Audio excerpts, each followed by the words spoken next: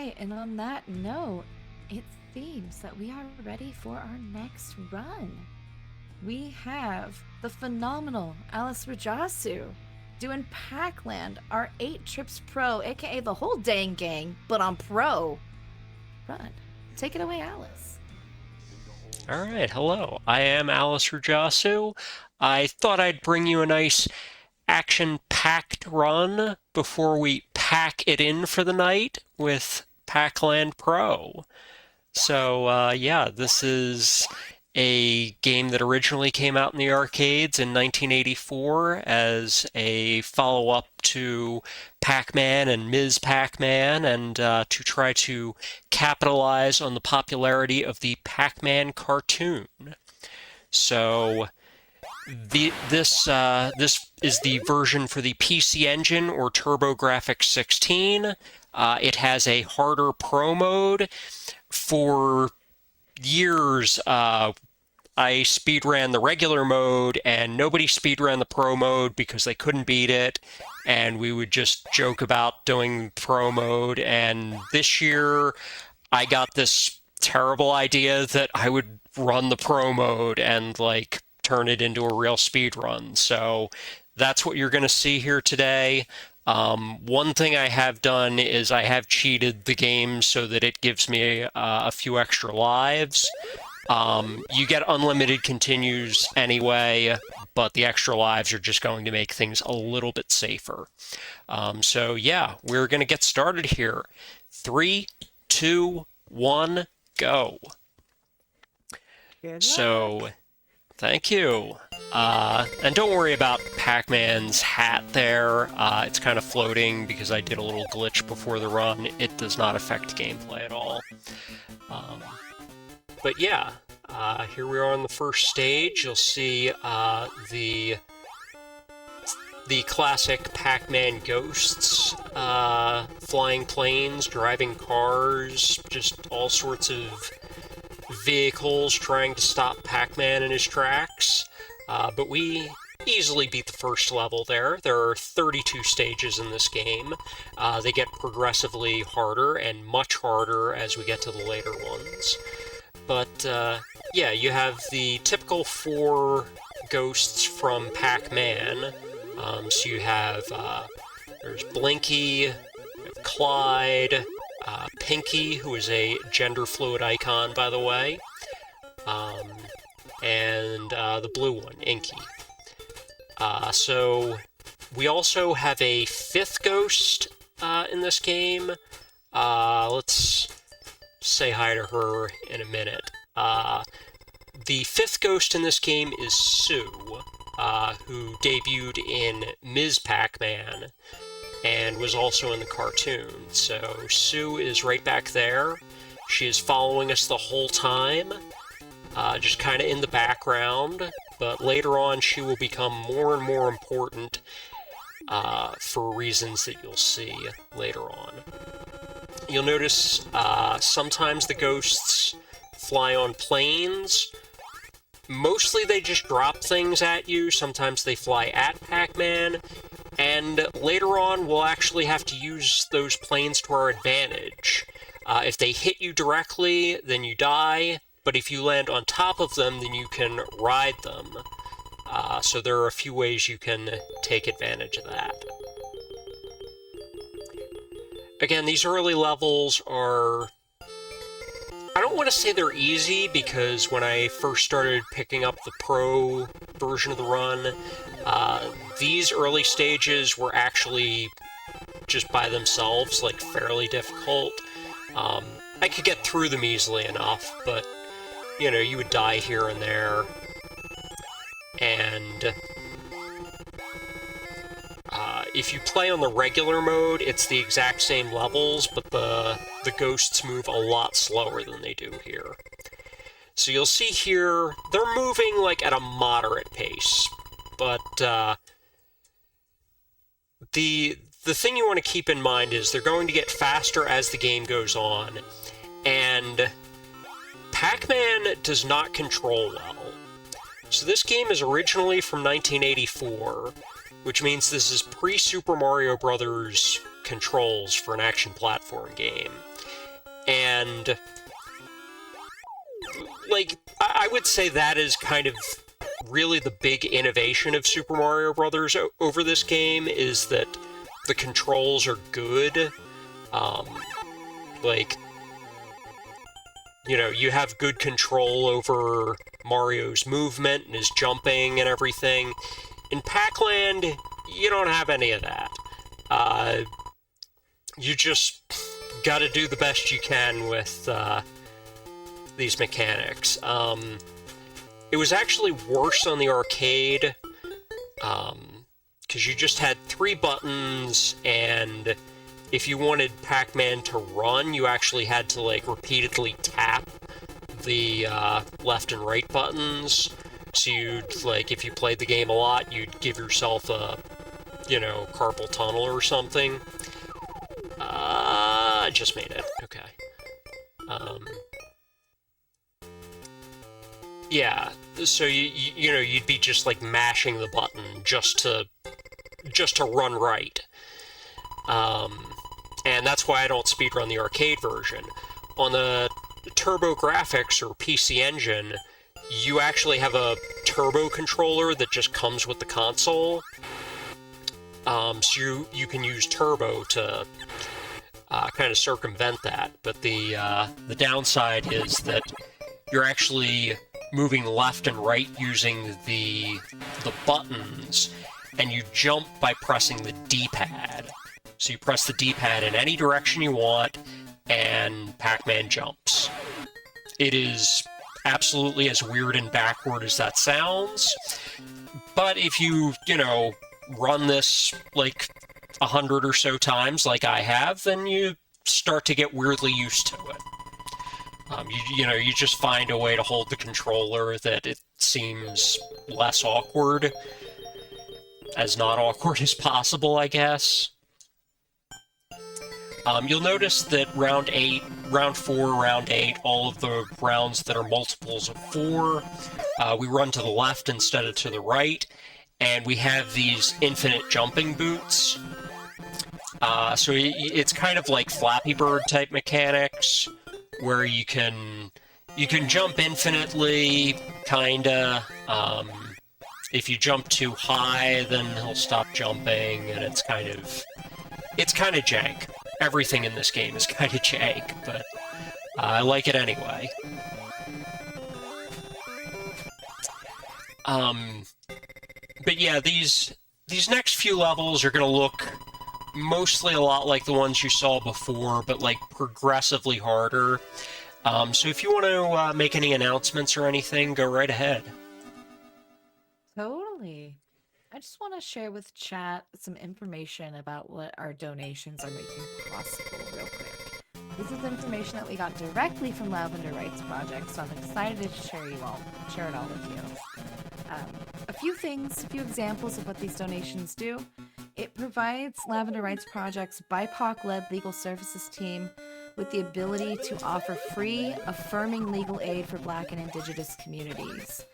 They offer ongoing legal clinics with advice grounded in community care and specialization in support around civil rights, criminal law, the restoration of rights, expungements, and so many other very, very important and intimate services.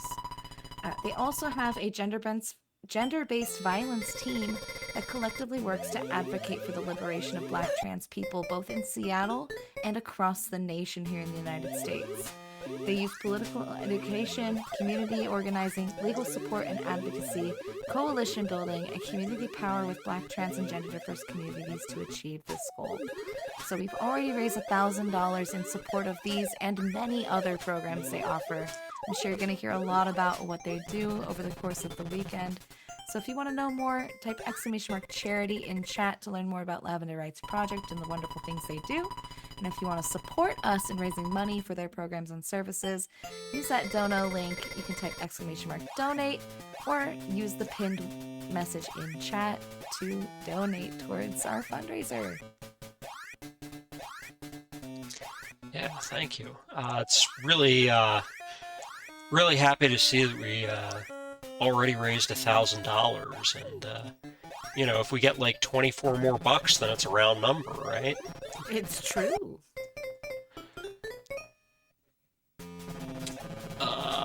So if I die here, okay, I didn't die, but I'm actually on my last life, so if I die, then I'll get a game over, and like I said, unlimited continues, but it takes up a little time to, you know, enter a high score and restart and stuff.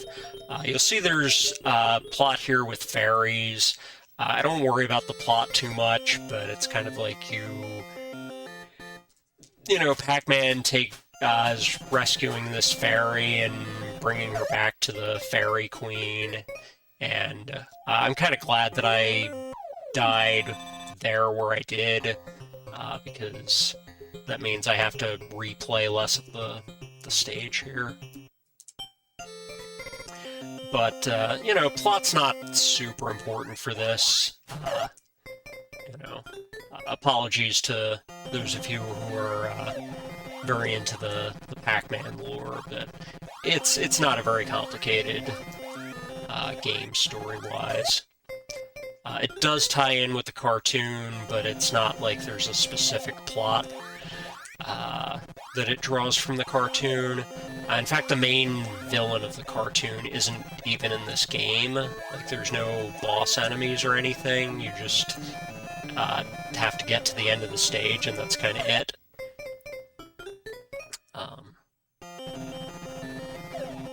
Yeah. Round 12 is one of the first stages that really kind of walled me for Pac-Land Pro. Like, I could not get past that first part when I was first trying to run this. And you see even here toward the end, I just got, like, totally out of whack there, but it's pretty challenging. Yeah, this looks really brutal. Yeah. Like I said, the enemies, like, if this looks difficult now, just wait, because the enemies are just going to keep getting faster, and eventually it's going to reach a point where, again, we thought it was just impossible to, like, humanly beat this game. We were talking about, well, maybe we could do it as a TAS or something, but I just kind of took intentional deaths there because I don't want to, like, die at the end of round 13 and have to do more of it over. But you'll see a little bit of tech here, in that I'll stand on this fire hydrant and it'll let me run on the rooftops, which is fun, and we avoid all those enemies that are bouncing around and driving around down at the bottom. I can't do it for too long, but it does help us a little bit to get through the stage.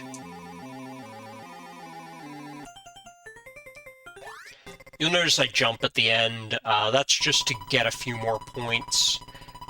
Your score does give you extra lives. You get an extra life at 30,000 points, 100,000 points, and 200,000 points. When I do the regular Pac-Land run, so the non-pro version, I actually do care about getting those extra lives because I'm trying to, like, for the world record on the regular version, we beat this whole run in 1 credit. So, you know, you get 5 lives in the standard run. So you're trying to beat it with basically 8 lives. David TKI has the world record in that. I had it for quite a long time, but David came along and we traded it back and forth a bit, and he has it now. I have the record in this category because I am the only one who is just special enough to run it, I guess. It's... You know, I think now that I've kind of discovered the strategies for it, I do think this is something that other people could come along and run. You know, it is very difficult, but you know, definitely if you're into like difficult, janky platformers, I would try out regular Pac-Land first, but definitely, you know, if you want a real challenge, you know, give Pac-Land Pro a look, because it certainly is, like, this is definitely the hardest thing I have ever run. Partly, you know, because I had to route it and learn the tricks and stuff, but even once you know the tricks, it's just very difficult. So I got past round 16, so we're halfway through. We get a little cutscene in the middle here with Pac-Land sleeping in a bed there. You see the headboard of the bed is Pac-Man shaped. There was also a Pac-Man shaped like knob on the dresser. But we used to speedrun just the first half of this game because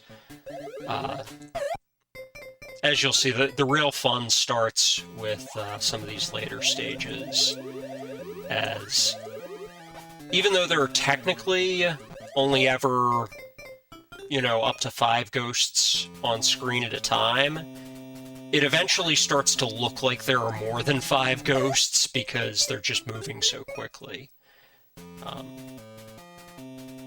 You see here they're moving a little bit faster, but need to concentrate a little bit here for this part. Okay, got past it.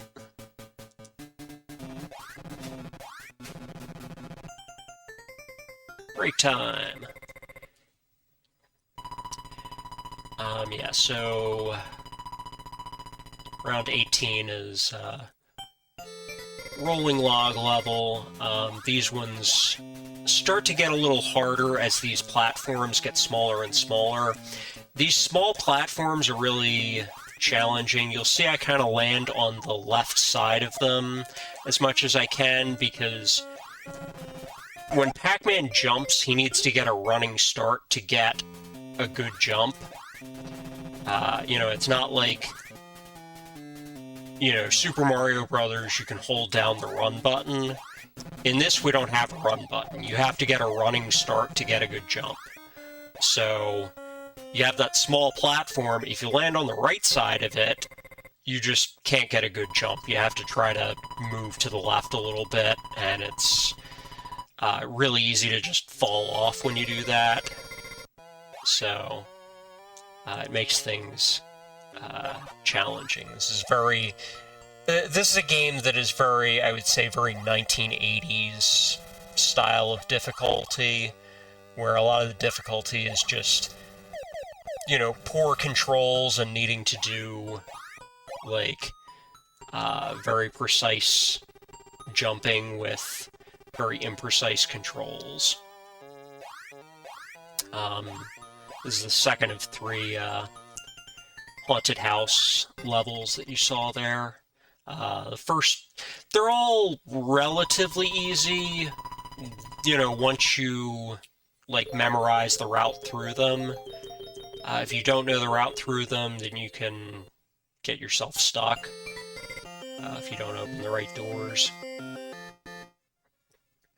Round 20 is the longest level, and there are almost no enemies in it, so Big Scared, if you'd like to talk about something, now's a great time. Yeah, totally. I just want to remind folks that while this is the last run of today, we do have 2 more days of phenomenal gaming content lined up. So if you're curious what's coming down the pipeline, you can type !schedule to get a link in chat. Just another reminder, we do have a couple incentives open. Our first run of the day tomorrow is Shadow of the Colossus, and you could potentially pet that horse with your donations. All you gotta do is assign them to that particular incentive in Tiltify. Similarly, we have another incentive for Wipeout. where we can unlock an extra hard difficulty showcase.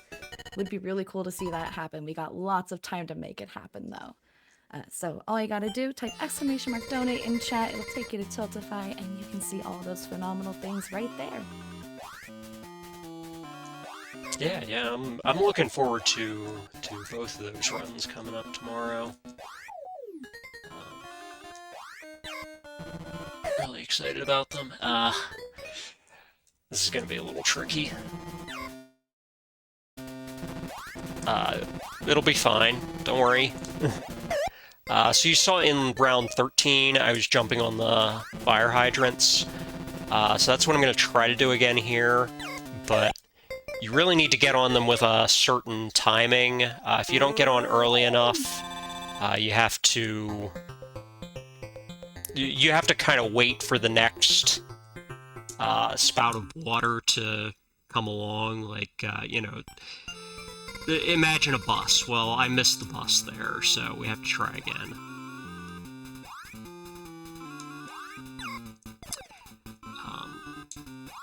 Hopefully I don't get hit by a bus.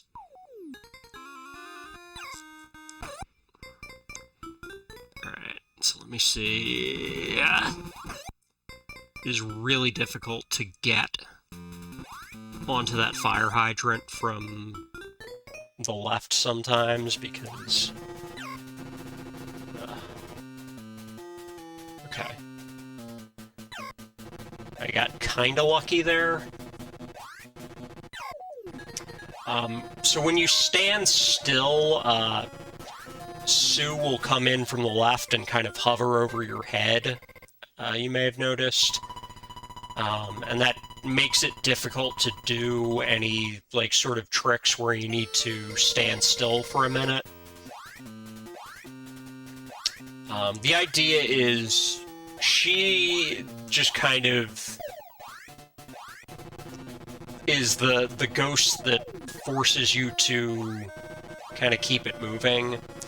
She'll actually come after you if the timer at the bottom of the screen runs out, which we never have to worry about because we're speedrunning, but I think that's kind of an arcade thing where, you know, in arcades they always want to keep you moving along, keep the quarters coming in.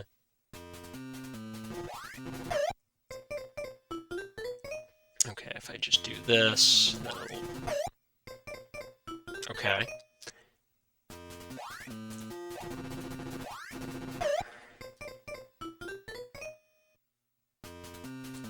That's what I wanted to do. Okay. My timing was off a little bit. It's fine. So 23 is going to be a water level. You'll notice the water levels start to get a little harder. Those, I just did that intentionally. Those, like, little water spouts that come up start coming up faster and more frequently. So we have to watch out for those. There's more fire hydrants, more enemies on the screen. And again, we have these small platforms, and sometimes you stand on a little platform like that, and a plane drops something on you, and there's kind of not much you can do about it. Like, you don't have enough time to jump, and you can't run anywhere because the platform's too small, so...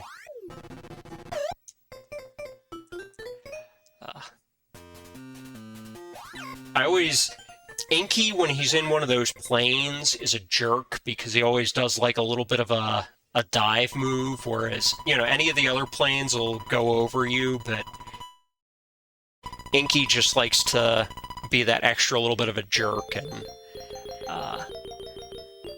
all the ghosts, all the individual ghosts in this game have little quirks to their movement patterns.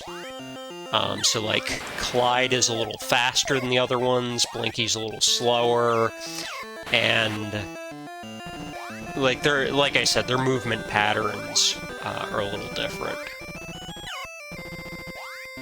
So, like, you'll see when these planes come in, Clyde, the yellow ghost, always comes out first.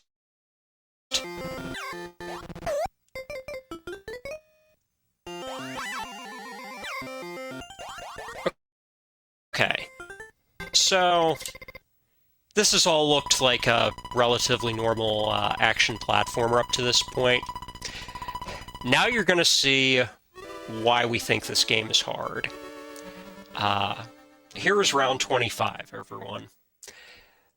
So round 25 used to be the thing that we would show off at the end of speedruns just to get a laugh out of people, because you just see what's going on here. It's just like, there's so much, like, they're moving so fast and there's so much going on that you just can't get through the first part of this stage.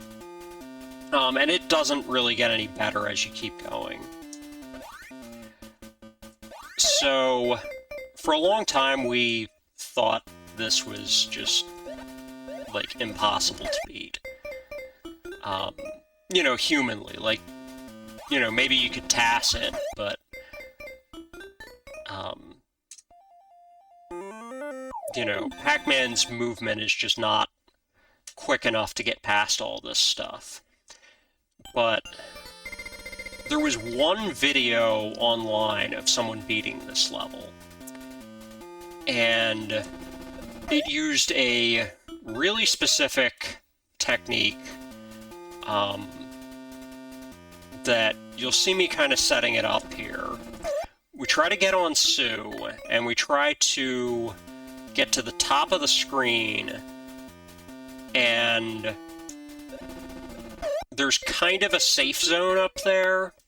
And what we're going to do is we're going to try to catch a ride on one of these planes.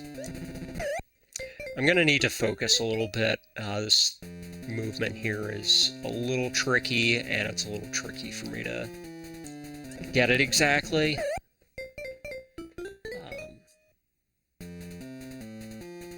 I was, like, super consistent at it in practice, and, you know, now I'm just, like, a pixel or two off, so bear with me here. I also need to have a few extra lives because I need to take, like, intentional deaths to set things up here. So it may take me a little bit to get this to work.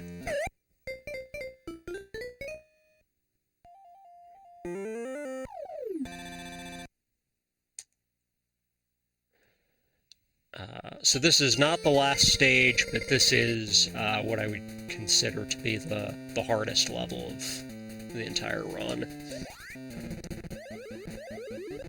So I get up here, right? And I'm kind of safe up here until I get to this part.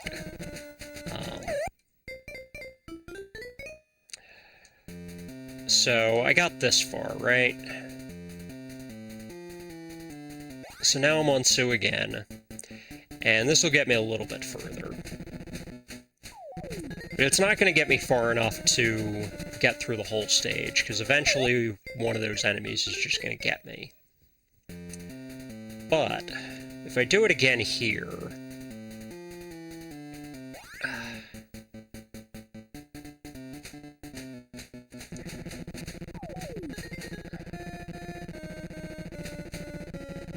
There you go.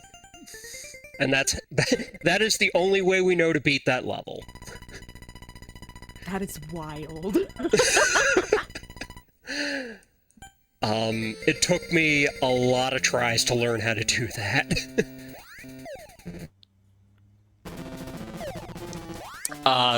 Round 26 is a little bit more manageable. This still took me a lot of work to route this, and we were using kind of a similar strategy where we would ride on Sue's head, but I found you can do this sometimes. Sometimes it works. You do like a kind of fake-out jump there, and I need to do it right so that more planes come along. Okay, now it's just gonna not work, because I'm trying to explain it, I guess. Lock in, gamer, you got this.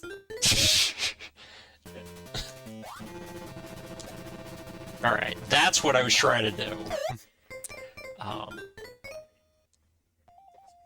So I'm gonna get another game over here, and I'm gonna try it again, and this time I'll hopefully get that, like, first try, and, you know, I won't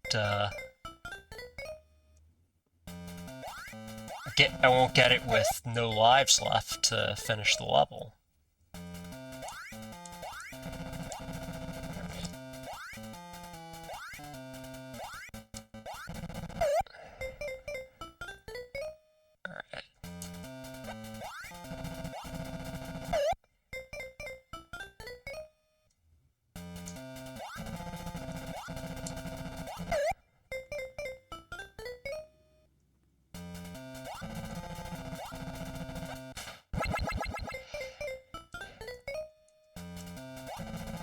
Like I said, these controls just kind of are what they are. Sometimes we struggle a little bit.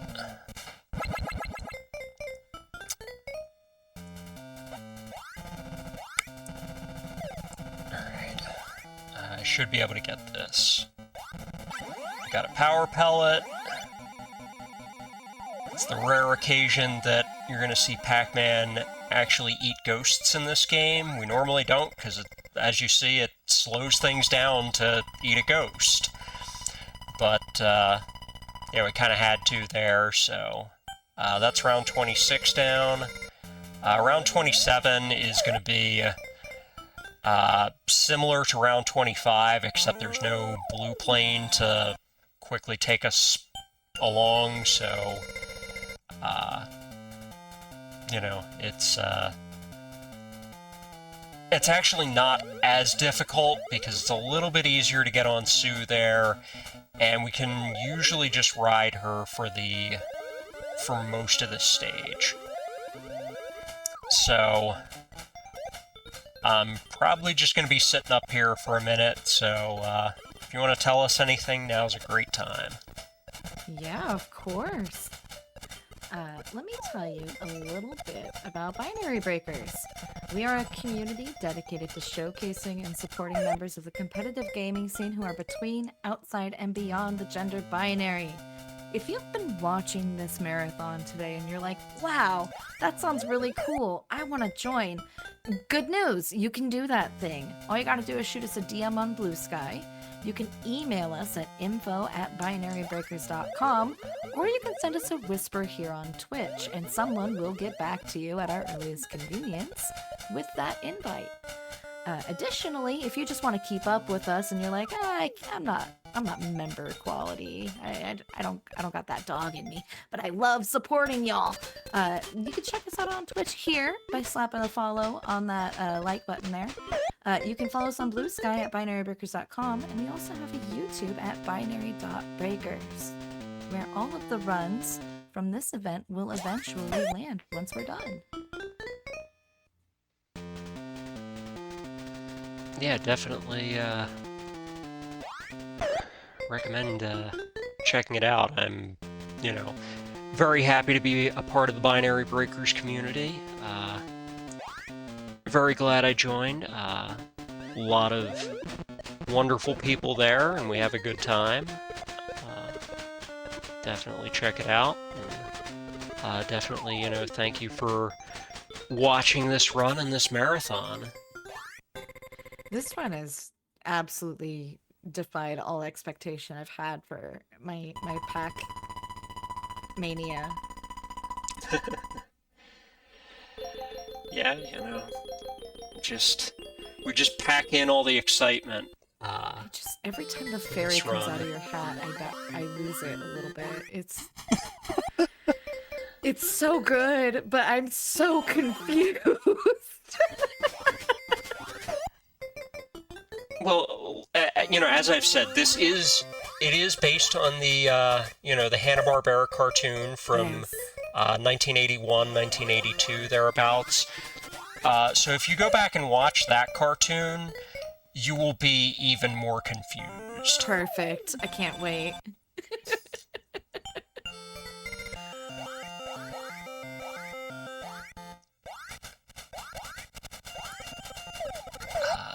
So this is just the one with all the pogo sticks. Oh, I know that Friends episode. I don't know why there are so many pogo sticks, or why the ghosts are all just jumping all over the place with pogo sticks, but here we are. Over here we have planes instead, and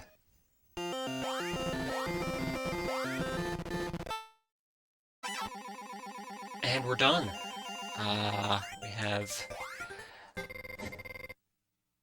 the final trip coming up, so 4 more stages. They're all just wonderful. So 29.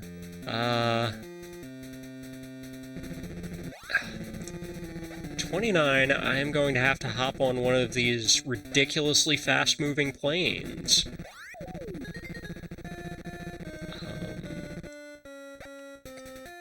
This is another one. For a long time, we didn't know how you could do that, but eventually I figured out you could just time that plane like that, and you could get to this island. The other way that we found was you could stand on Sue's head again, but it's really difficult to stand on Sue's head if you don't do it right at the beginning of the level. So you run into, like, her movement pattern changes, and it can be very difficult to get her to move in the right direction.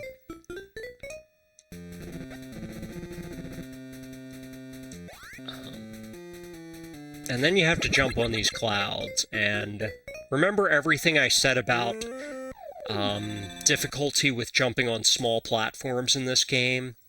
Well, when you're on those clouds, multiply that by 10, because, like,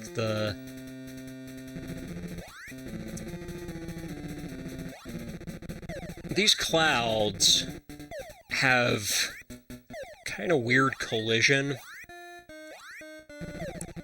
and they love to just, like, move up and down right in front of planes, and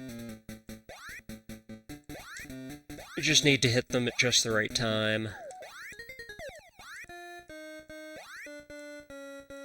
And the checkpointing is not as forgiving as it is for most of the rest of the game. But once you get to the clouds, it's not too bad. It's just kind of slow.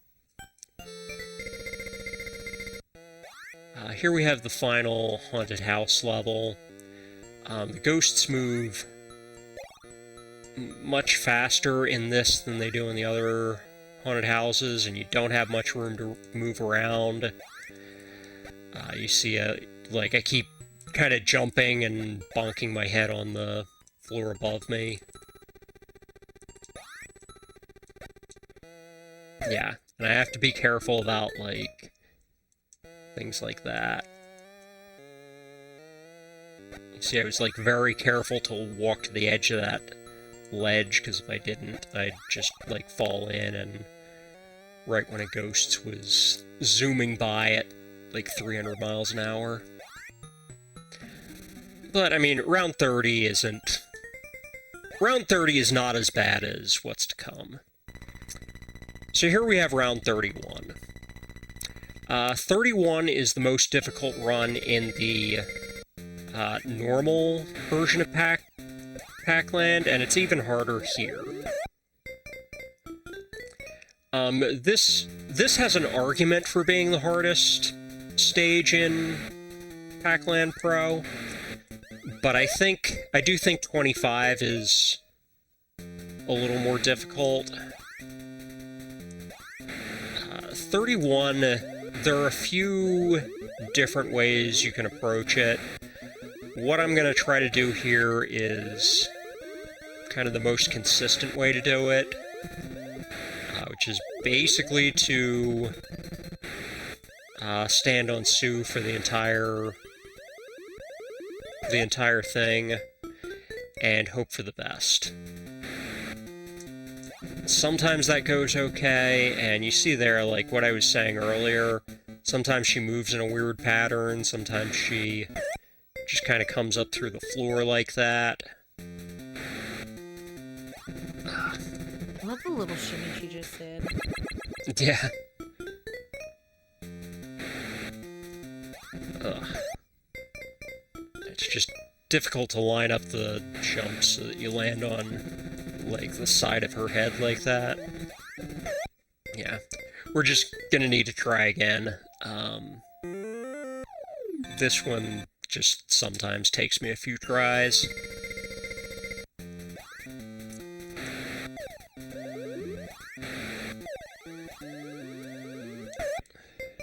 I'm gonna try to just go past all this, and we'll try to... Like, this is what I find to be usually the least worst spot to try to catch a ride. Okay. We're...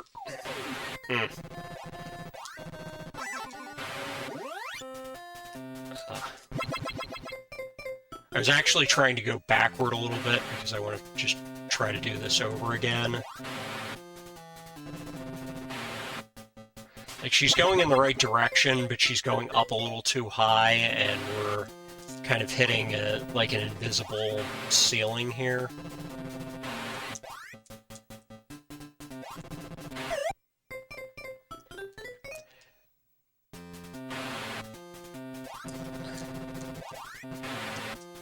Definitely the most frustrating part of this is just dealing with Sue's movement patterns. There's not really a good way to manipulate them.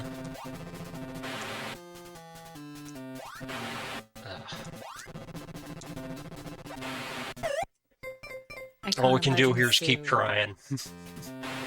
Refuses to be manipulated by Pac-Man. We stand. Yep.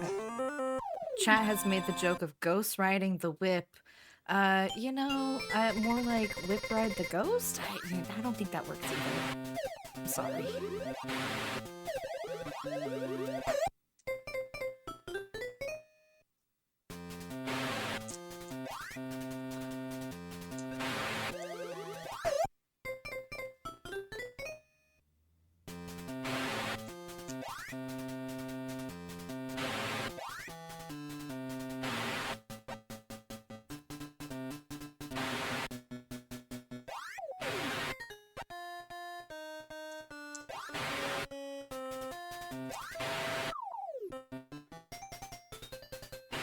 She's gonna be over my head. What a little stinker. Yeah.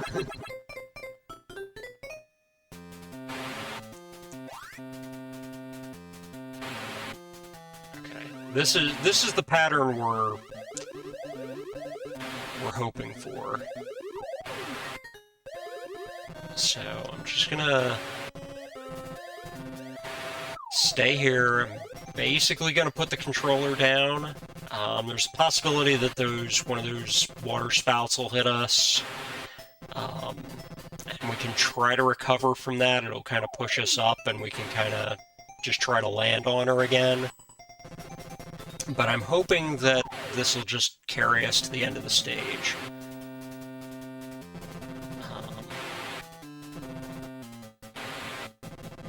And then we'll be on round... Yeah. Alright, I think we got it. Oh, there's one more to go. There's one more to go. Ah! I just had to make a break for it. But we got the checkpoint, and we're through. Alright, so round 32, I'm not gonna be able to make any, you know, there's not going to be any like RNG or anything. This is really just going to come down to execution here. This level took me weeks to memorize the exact pattern here. There are no checkpoints on this level. I have to just get through it in one go, or we go back to the beginning. See, that was my one planned mistake, to just show you that we go back to the beginning when we die. But yeah, like, there's no landmarks or anything, so I just had to memorize the patterns for these ghosts completely. So that's why I'm taking this a little slow, because I have to actually, like, remember where they all are, and remember where I am in the pattern. And it's kind of easy to, like, lose your place.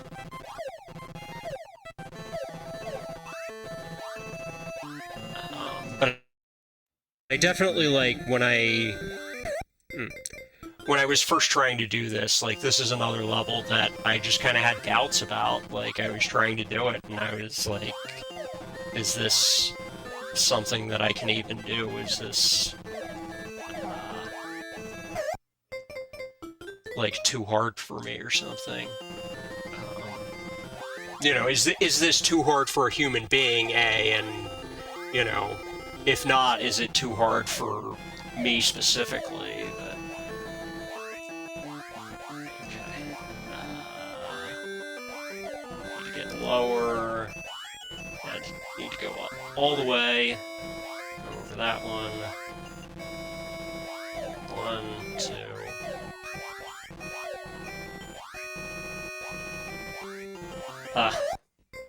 almost had it.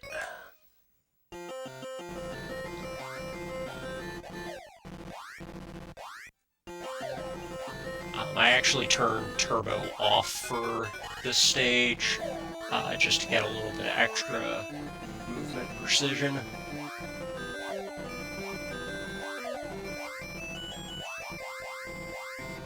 Because if I was moving full speed ahead, like, the ghosts spawn at certain points, so if I was going full speed ahead, they'd be moving too fast.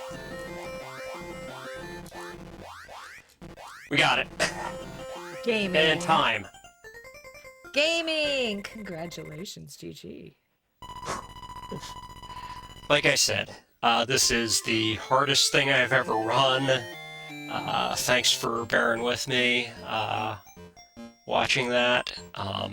It took a lot of work for me to even be able to get through this game at all. So, really excited I could show it off, really excited I could finish it, and yeah, thanks for watching this. That was such a skillful run. Can you tell the people where to find you? Sure, you can find me at Twitch, AlysRujasu, all one word. You can find me on Blue Sky, at rujasu.net. You can find me on kind.social. I'm Rujasu there. I'm Rujasu55 on YouTube. I don't stream a ton. Sometimes I just do stuff offline and upload it to YouTube. But sometimes I stream, and sometimes you can see me on marathons like this, or, you know, Power Up with Pride, RPG Limit Break. I've been on a few different marathons, either on screen or behind the scenes. Shout out to the other Pac-Land runners, Flannel Cat, who was the first person to do a full game run of Pac-Land, Peace Egg, who inspired me to run this game in the first place, and David TKI, who inspired me to get better at it. So, yeah. Awesome. That's it. Thanks. Thanks again, Alice. That was such a fun run of Pac-Land. Chat, don't go anywhere. We're going to take a very quick break before we get our raid train together, so stick around.